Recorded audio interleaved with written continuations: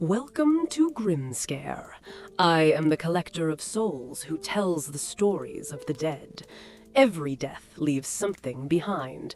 Tonight, we read what they left behind.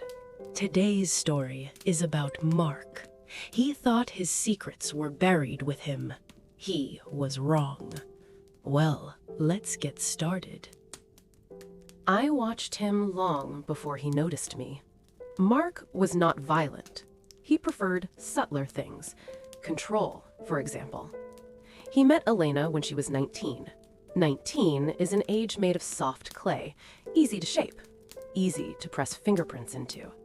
He was 27, established, confident, the kind of man who knew how to make insecurity sound like concern. At first, it was love, or something that wore its skin. "You don't need them," he would whisper when her friends invited her out. "They don't understand you like I do." Isolation never begins as imprisonment. It begins as intimacy. He read her messages, not because he didn't trust her, that's what he said, but because the world was dangerous. He corrected her clothes, her tone, her laughter. "Don't laugh like that," he once told her at dinner with his colleagues. "It sounds desperate." She apologized, again and again and again. Every correction was small. Small enough that no one could call it abuse, small enough that even she struggled to name it. But I could see it. The way her spine curved inward each year, the way her voice softened into permission-seeking tones, the way she began asking him if her thoughts were stupid. He never struck her. Bruises fade. He preferred permanent marks. When she received a job offer in another city, better pay, better future, he congratulated her. Then he didn't speak to her for 2 days. Silence is a blade when used correctly. By the third night, she was crying. "Are you upset?" she asked. "I just didn't think you were the kind of person who abandons the people who love you," he replied quietly. He never told her not to go. He simply made staying feel like proof of loyalty. She declined the offer. Years passed. Elena began to forget who she had been before him.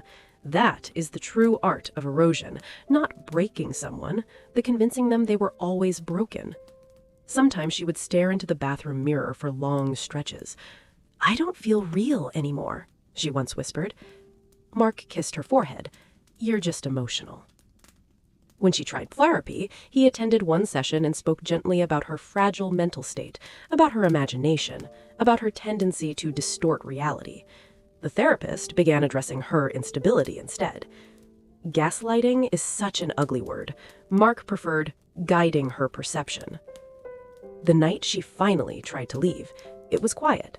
No screaming, no shattered glass. She packed a suitcase while he watched from the doorway.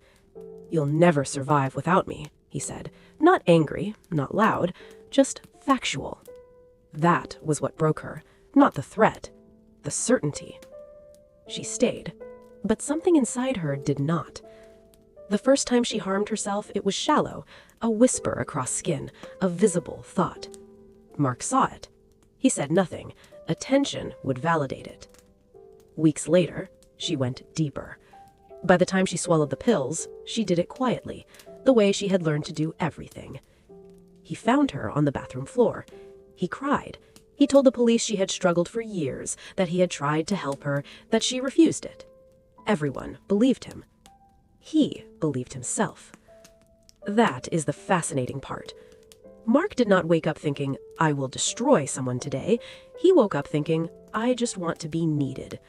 But need can become hunger, and hunger, when fed by insecurity, becomes something predatory. After Elena, there were others. Not as fragile, not as easy, but he learned, adapted. Every partner left a little smaller than when he found them. And sometimes late at night, he would hear something in his house. Not footsteps, not voices. Absence. A thickness in the air. A pressure behind his ribs. He began sleeping with the television on, then with lights, then not at all. Because somewhere deep inside, beneath the justifications and polished self-image, he knew something terrible. He had erased a person.